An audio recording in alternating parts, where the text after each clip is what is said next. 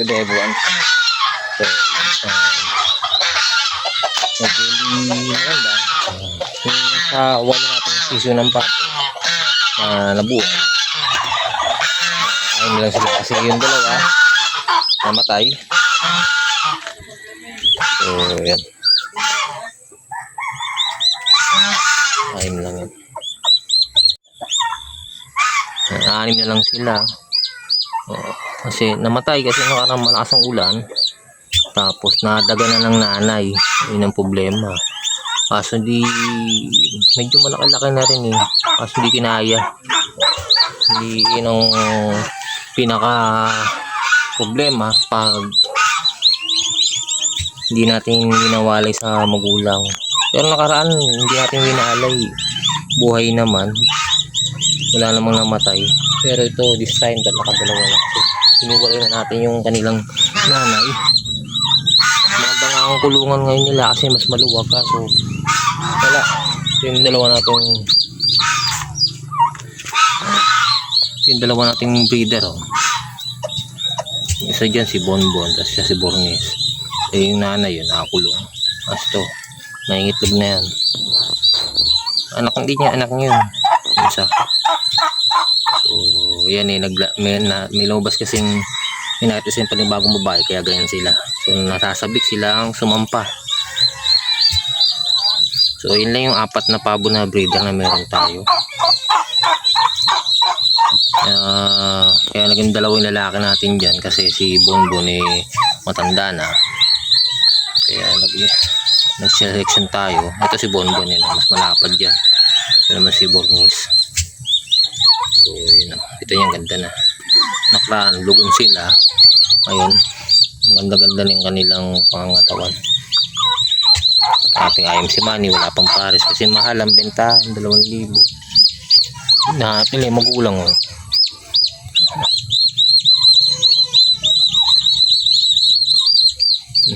Ito hindi mapakali.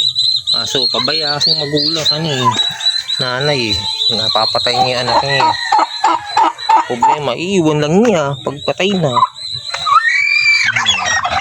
Diba? Hindi mawala. Ganyan siya mapakali. Ngayon natin mga alam mo na away.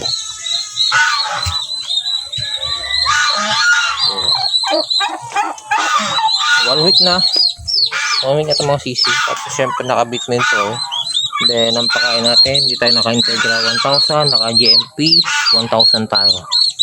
So okay lang kasi mas medyo mura lang 3 pesos, 2 pesos ang GMP 1,000.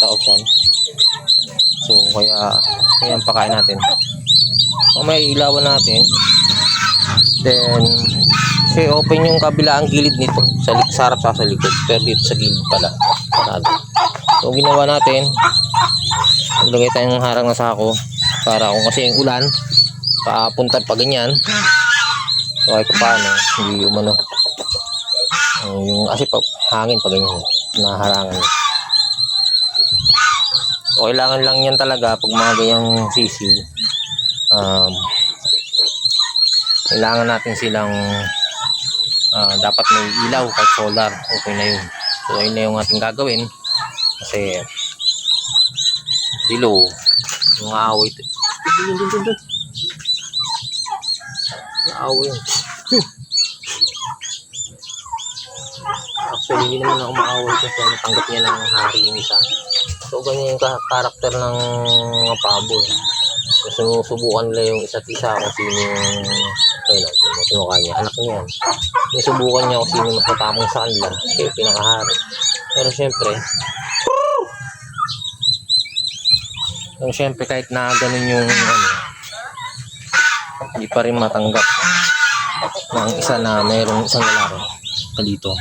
Ito kung alisin na natin to yung hen na black Melsim, Melsim black, kasi ito yung isa mata. Maghanap tayo ng pares na dyan. May sipon to nakaraan. So ginawa natin, ginamot na natin ito paano, pero ayun nakawala yan eh. So ito kondisyon kasi napanit yung ulo nito kakadagan nung kakasampa nung IMC money. So kondisyon natin yan, pero okay naman yan. So yung dalawang gansa natin. So yung panahon medyo maambon na uli.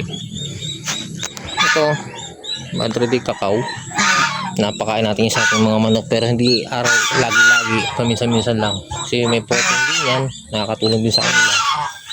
Kasi itong Rhode Island na cross ng IMC money nakawala, naka-free range lang siya.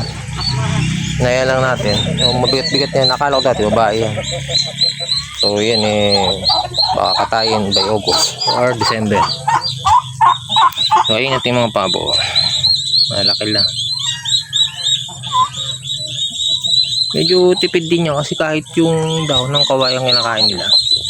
Yan, daon ng kawayan, mulberry leaves, tapos yung putas ng mulberry, yan kinakain nila yan. Daon ng saging. So ngayon ulan na naman. Ito lang yung update sa ating mga alagang pabo. Hindi niya tantanan, kahit umiiwas na yung lalaki, ayaw niyang tantanan. Yung tantanan yung anak pa naman niya. Buti nga kaya yan So ngayon napagod yung gansa, hindi maaawat, pero yan hindi nahahantong na magpapatayan pa yan kasi tumatakbo na tong isa Ayan kita niya yung breeder na yung haba na ng lawit sa ilong. 3 taon na sa atin yan. Iwas na siya.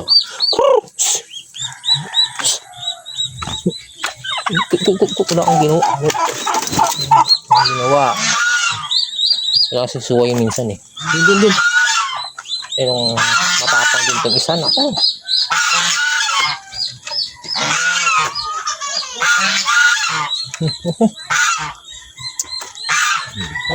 So mahal na yung mga bili, pati patuwa o feeds medyo malaki-laki din yung itinaas. So kaya medyo nagtitibid tayo, kaya meron tayong mga down dito, daon ng bayabas, mga kawayan, nagtanim ulit tayo ng mulberry, tapos mga daon ng saging. So kung sakaling medyo mag-okay na yung ating mga ilang time na saging dyan, kukuha tayo ng ng dahon.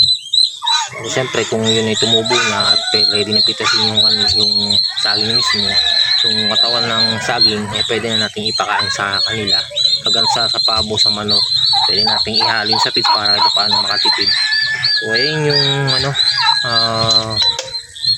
pinaka way of life pag nag-aalaga ng mga pabo, mga manok. Talagang lalo itong mga pabo kasi malakas kumain to, hindi mo pwedeng tipirin.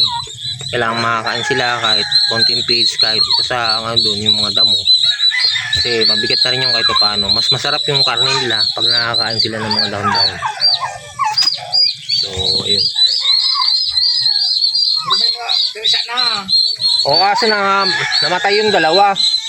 Pabo? Oo, namatay. Nadaganan ng nanay kasi maulan. Gunadaganan. Ilang piraso? Ano yan 8 dapat, 6 na lang.